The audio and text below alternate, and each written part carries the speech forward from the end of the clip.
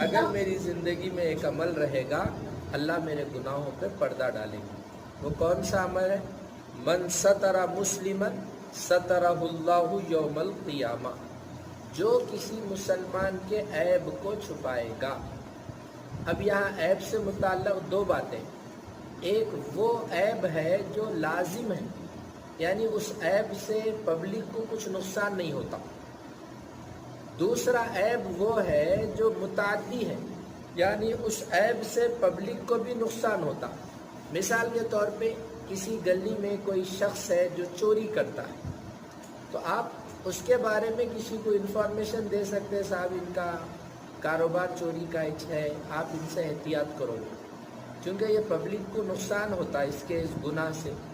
دوسرا گناہ یہ ہے کہ کوئی آدمی کیا کہتے ہیں زنا کیا ہے، یا کسی نے کوئی اور برا کام کیا جس سے پبلک کو نقصان نہیں ہے، اس کا پرسنل مسئلہ ہے، اس پرسنل مسئلے کو پبلک میں پھیلانا، یہ مسلمان کے عیب کو پھیلانا ہے۔ اور میں نے آپ کے سامنے حدیث عرض کی، جس نے کسی مسلمان کے عیب کو چھپایا اللہ تعالیٰ قیامت کے دن اس کے عیب کو چھپائیں گے، اس کے عیبوں پر پردہ ڈال دیں گے۔ ہم یہ چاہتے ہیں کہ نہیں صاحب، ہمارا عیب بھی سر عام ہو، پبلک میں سب کے سامنے حشر کے میدان میں بتایا جائے، تو ہم بھی کسی کی بھی بری خبر کو عام کریں، کسی کے بھی ایسی پرسنل ہوئے سو گناہوں کی تشہیر کریں۔ تو بات دراصل یہی ہے کہ ہم لوگ علماء سے سوال نہیں کرتے، بول صاحب یہ نیوز کو آگے پھیلا سکتے کیا؟ یہ نیوز کو آگے پھیلا سکتے کیا؟ یہ خبر کو آگے پھیلا سکتے کیا؟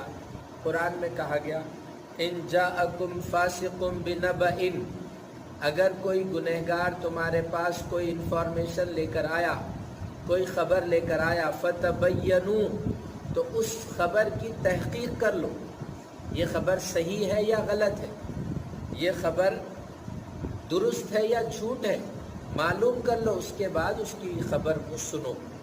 اس سلسلے میں ایک واقعہ سنیے آپ۔ سلیمان علیہ السلام ساری دنیا کے حاکم اور بادشاہ تھے۔